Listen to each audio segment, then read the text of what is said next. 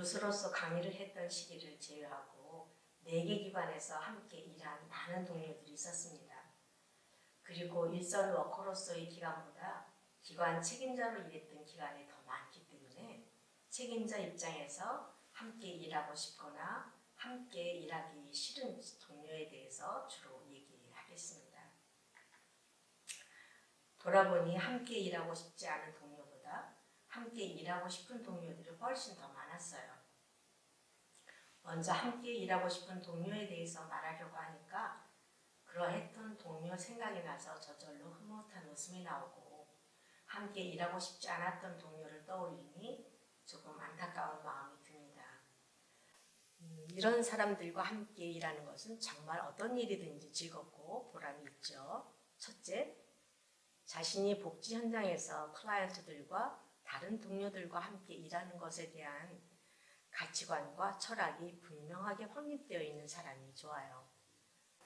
워커 자신도 부족함이 있는 사람임에도 불구하고 또 다른 어려움을 지니고 있는 타인을 돕고자 하는 전문가로서의 정체성을 확고히 인식하고 있는 사람이 소중합니다.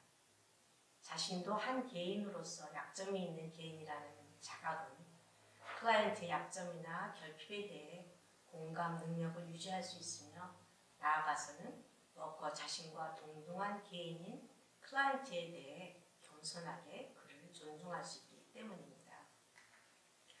둘째, 그런 워커는 자신이 맡은 업무와 서비스 대상에 대한 이해와 공감에 기반을 두고 클라이언트의 발전을 위하여 기존의 사업 혹은 서비스 내용이나 방법만을 고수하는 것이 아니라 새로운 사업 혹은 서비스 개발을 위해 노력하게 되죠.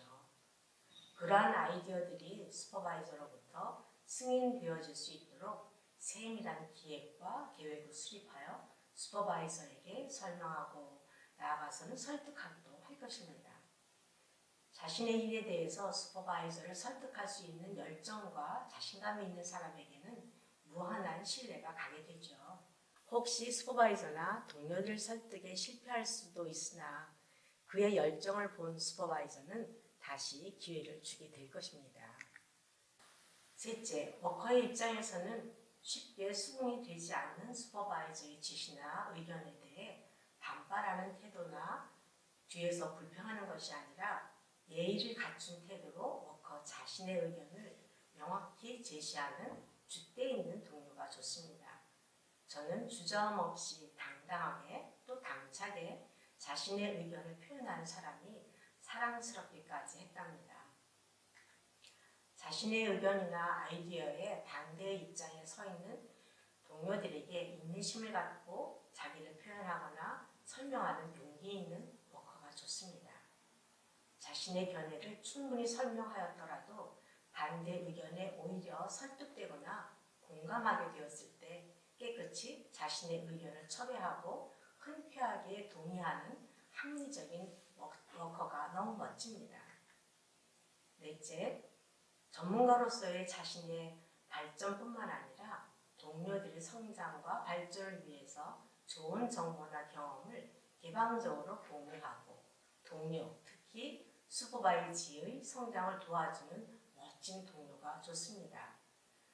복지 현장은 인간적으로 성숙하고 전문가로서 유능한 워커들이 많아야 클라이언트에게 좋은 서비스를 제공할 수 있는 것이기 때문에 동료들 간의 소모적인 경쟁력 관계보다는 상호 발전을 위해 적극적이고 포용적인 사람이 좋습니다. 다섯째, 동료들에게 뿐만 아니라 클라이언트들에게 친절하고 정직하며 예의 바른 태도와 행동은 사람을 돕는 전문가로서 중요한 덕목입니다.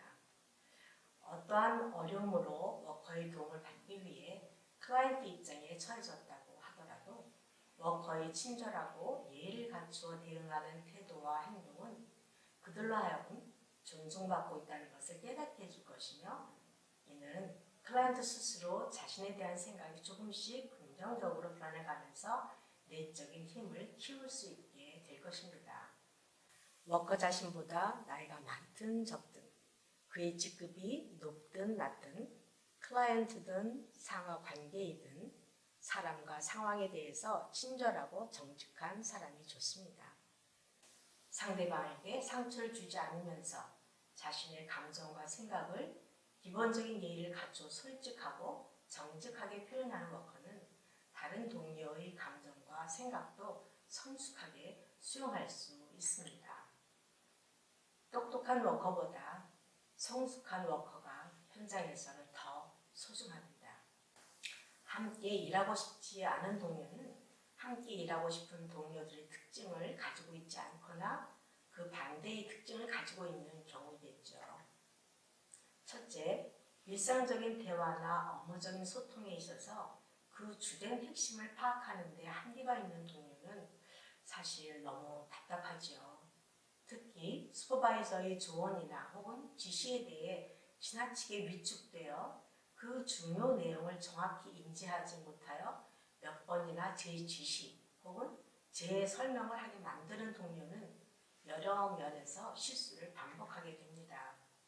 이런 동료는 명확히 이해하지 못했으면서도 마치 다 알아들은 듯이 돌아가서 자신이 모호하게 이해한 수준에서 일을 처리함으로써 일의 완성도가 낮아지고 다른 업무와 연계되어 있는 경우에는 다른 동료들에게도 피해를 주게 됩니다. 이런 동료는 대체로 지나치게 조심성이 많아 슈퍼바이저나 다른 동료들의 눈치를 살피느라고 업무 집중도도 또 성취도도 저하됩니다. 둘째, 복지사업은 창의적인 일입니다. 클라이언트에게 더 적절한 서비스를 제공하기 위해서는 서비스의 내용 및 과정에 있어서 창의적인 노력이 있어야 하죠. 기존의 업무는 유지하지만 새로운 아이디어를 구상하는 것을 힘들어하거나 새로운 사업이 실패로 돌아갈까 봐 미리 두려워하는 동료도 있습니다. 급격히 변화하는 클라이언트와 지역사회를 감안하면 새로운 클라이언트 발굴과 그에 따른 새로운 접근과 서비스가 지속적으로 연구되고 개발되어야 하는데 그에 대처하지 못하고 무사 안일하거나 새로운 도전을 포기하는 동료는 정말 함께하기 어려운 동료입니다.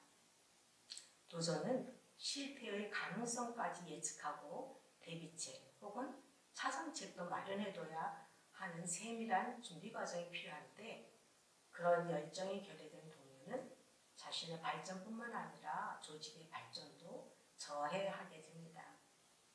셋째, 싫고 좋은 혹은 부정적, 긍정적 감정 및 의견 표현이 적거나 소극적이어서 그가 상대방이나 상황에 대해서 어떤 생각과 어떤 정서를 갖고 있는지 충분히 파악할 수가 없는 동료는 왠지 친밀해지기도 또 이해하기도 어렵습니다. 자신을 솔직하고 정직하게 표현하기를 주저하는 워커는 타인의 감정과 생각을 자연스럽게 수용하지 못하며 때로는 스스로 왜곡된 감정과 생각으로 다른 동료와 불편한 관계를 만들게 됩니다. 이런 상황은